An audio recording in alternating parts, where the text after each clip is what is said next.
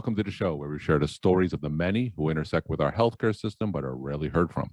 My name is Kevin Poe, founder and editor of Kevin MD. Today in the show, we have Eliza Shin. She is an actor and a former radiologist, and she wrote the Kevin MD article, "To my fellow physicians who are struggling with suicidal ideation." Eliza, welcome to the show. Hello, thank you for having me. So we'll get into your article in a little bit, but first off, can you share your story and journey to where you are today?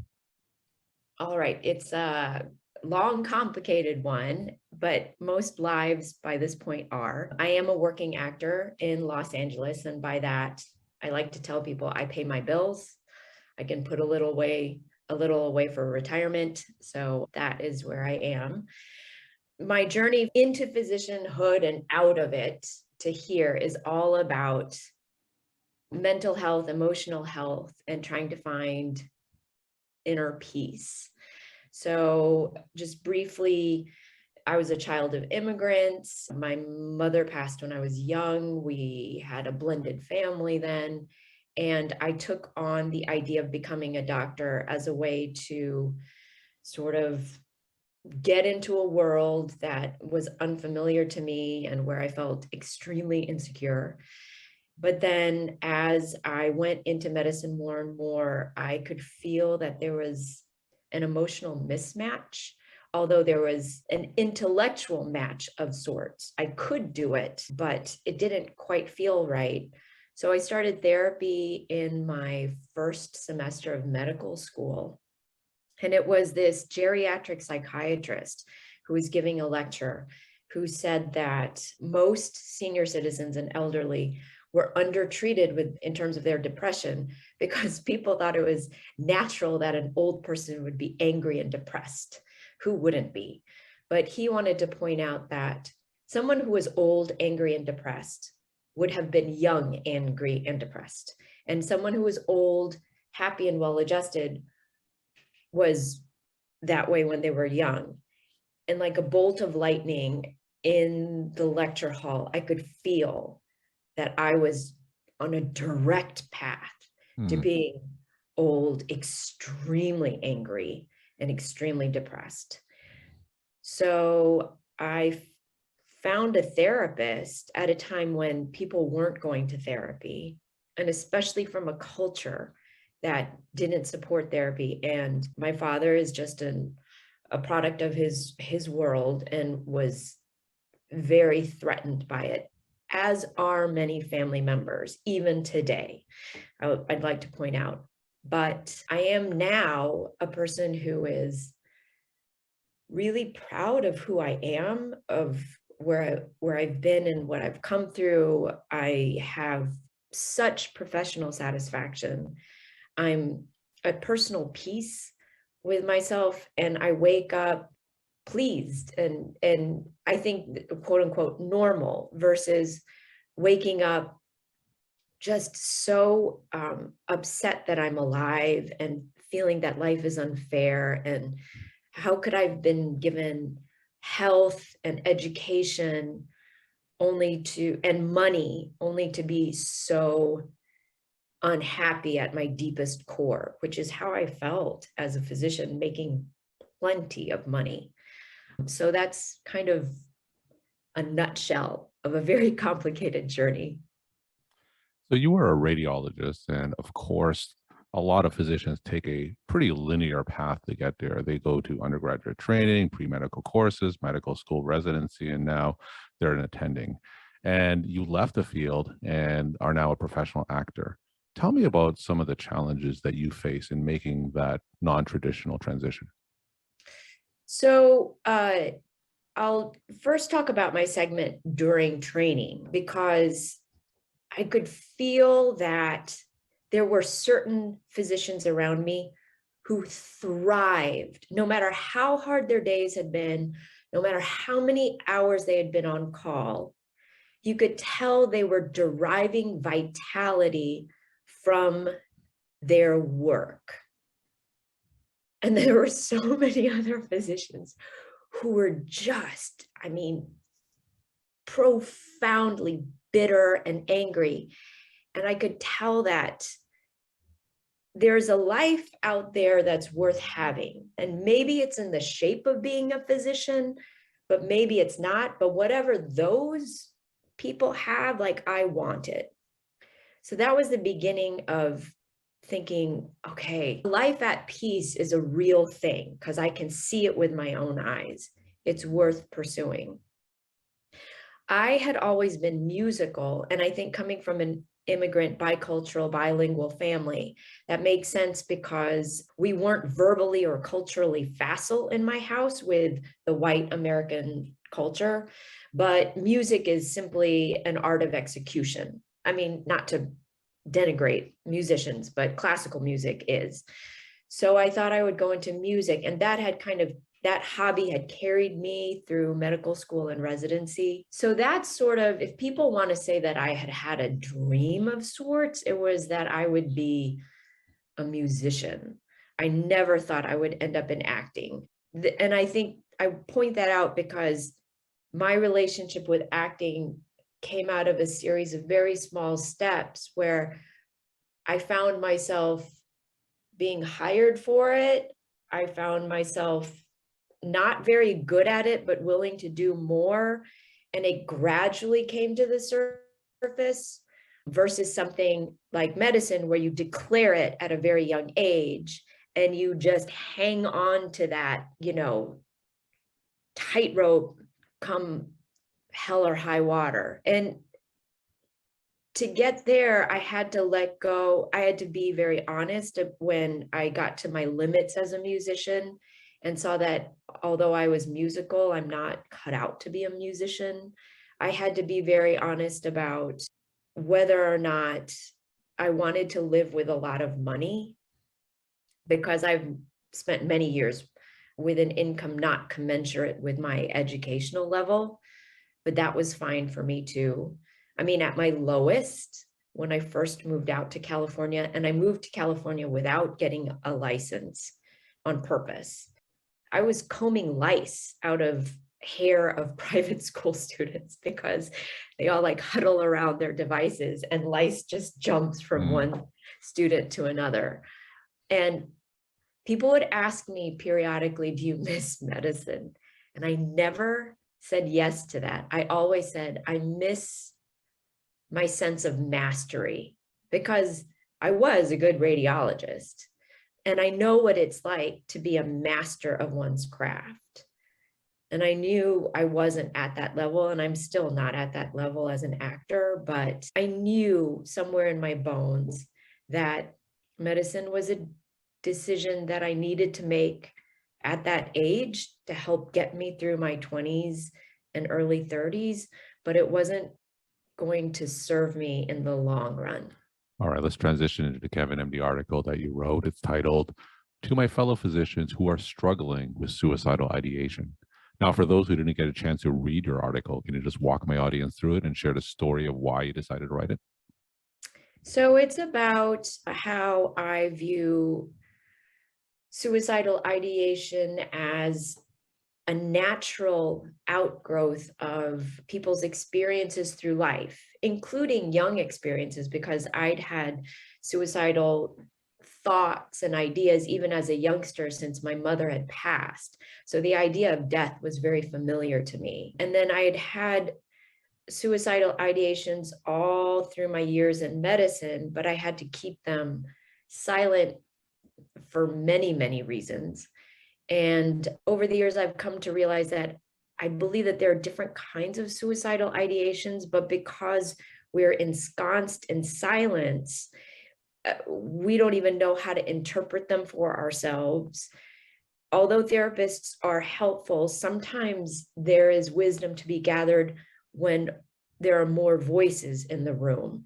So as I read more and more articles of other people writing about their suicidal ideations, I could see how there were true times where I actually wanted to end this physical life. But there were other times where my suicidal ideations were more conditional, that I just wanted this series of events or this path to end. And then there are other suicidal ideations, just because I've lived with them so long, where it's actually sort of my stress response. And I haven't had these for a while, but in these past few years, that's just when I have a flicker of like, oh, I can feel them coming. I can just pull myself back and be like, all right, sort of what's going on? Why am I stressed out? Maybe the way some people have like plaque psoriasis that flares up when they're stressed out, or it's just an indicator. And I also wanted to write it because with the pandemic, there's been so much discussion about burnout. And although there are physicians out there who probably just need some, therapy of whatever sort, I know I'm not so unique that there aren't other physicians for whom this is not where they should end their professional days.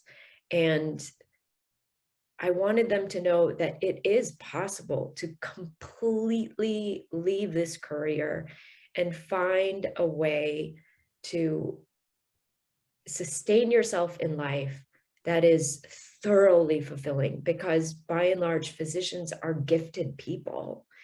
And it is an utter privilege to say that. I completely understand, because so many people in the world are simply struggling to put a roof over their heads. And it's true, we should be grateful if we make it to a certain extent in life. But I think a truly fulfilling life is when you are wholeheartedly engaged to the fullness of your capacity, and to do that with dignity, and that it's possible to do so as a former physician.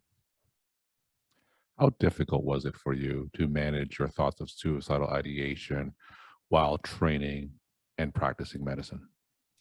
So it's a wonderful question. I had to take a leave of absence during my third year of radiology residency, which was thoroughly frowned upon because I trained at an institution that even puts people on call, at least they used to, put people on call the day they've had chemo. It was a brutal institution. So I got screamed at by my fellow classmates because they, of course, had to cover my call during that time of when I was out. But I was waking up and obsessed with ending my life. And the most effective way I found to clear my headspace, I made a deal with myself that year, because it was just so much chatter that as a physician, we clearly know how to end our lives. There's no sort of like non-fatal suicide gesture. So I said, okay, you're allowed to do it, because otherwise we're just going to keep asking the question. The only caveat is you have to spend an entire year truly looking for the answer to the question, is life worth living? Because this is a final answer if you do it, you have to give the full weight of yourself into that question, is life worth living? And I gave myself a year. And I mean, even by like 9 months, the kind of rage of ideations had faded. When I was out of practice, at least I always worked part-time, and I never had the financial struggles that I had while I was in training. So it was less. But there were a couple of times I went through a couple of bouts of medication, and then I would come off. There were a couple of times I learned gradually where I just walked myself to an ER, because I knew that that was the best thing I could do. I'd already answered for myself the question, is life worth living? But I found myself in a place where I needed extra help, and I didn't know what to do, and I knew I needed to be around professionals. Did you get a sense that you were going through these behavioral health issues by yourself? Did your residency mates or classmates also struggle with behavioral health issues? They were all struggling with help, not all of them. There were a couple of my classmates and fellow residents who I could tell were happy people. But so many people were trying to talk me into an unhappy life Mm. and compromises. And so many people would sit me down because they could tell I was struggling. And physicians, by and large, are attuned to pain. Otherwise, we wouldn't be in the profession. And well-meaning people would say, Eliza, it just, it's worth it. Like, look, I have a practice lined up. I've got a real estate agent looking at this house. My wife wants to have a baby. But I could hear the strain in their voices and the Black humor that we use to get through residency, although funny and incredibly witty, I could also feel was just poisoning us. And by now I've connected with a few sort of former classmates, and it just corrodes a life. Some of these people, like, you can't talk about the co-parent of your child that way every day at work and not think that it's going to manifest itself in some way. So there's so many acceptable ways to be a brutally unhappy physician, and it's killing us. We're talking to Eliza Shin. She is an actor and former radiologist, and she wrote the Kevin MD article, "To My Fellow Physicians Who Are Struggling with Suicidal Ideation." Eliza, if you were to do this journey all over again, is there anything that you would do differently? I mean, I hate to give this stock answer of like, at this point, I'm so at peace with who I am. I can look at everything and see how it contributed to how it got me here. And I guess, that's the hope for everybody. I mean, the world was the way it was. My parents were who they, are even now. My classmates we were so young. I mean, society has changed so much for me as a woman of color in the United States for the better. So, I mean, I can look back at that struggling version of myself, and if anything, I would whisper, keep following your instincts. You're strong enough to get through this. But gosh, if I took away any piece, I don't know if I'd be where I am now. And I'll be honest, I made some terrible mistakes. I hurt so many people. I didn't behave in the best ways at many junctures, but I really was always somebody doing the best that she could. Now, for those other physicians who are also struggling within the profession, what kind of advice do you have for them? We live in a time where people have access to so much, and especially as a physician, most people have the financial ability to get help. Help is individual when it comes to this form of help. So, try things. Even if it's not talk therapy, group therapy, which is not a cheap form of talk therapy, it helps to sit around other peers and see people who are living through what you're living through. But nowadays there is microdosing with psilocybin. I've gone through 2 ayahuasca journeys, acupuncture, Reiki, tarot card readings, full-on psychotherapy 5 days a week, just reading articles alone by yourself, electroshock therapy. There is so much out there. There's going to be something for each person. I would also say the form of help that helps you may stop helping you as you move through various phases of emotional health. So, be open to letting things go and letting something else in. And my final question, what's your take-home message that you want to leave with the Kevin MD audience? That this sort of kind of cynical, skeptical, ha ha ha, aren't we so great for white knuckling it through the tough profession that we have, this idea of, oh, they can hurt me, but they can't stop the clock, is a terrible bullshit way to make it through life. There's no honor in that anymore. And we live too long to chain ourselves to that sort of outdated, unhealthy view of ourselves. Eliza, thank you so much for sharing your story, time, and insight. And thanks again for being on the show. Thank you so much.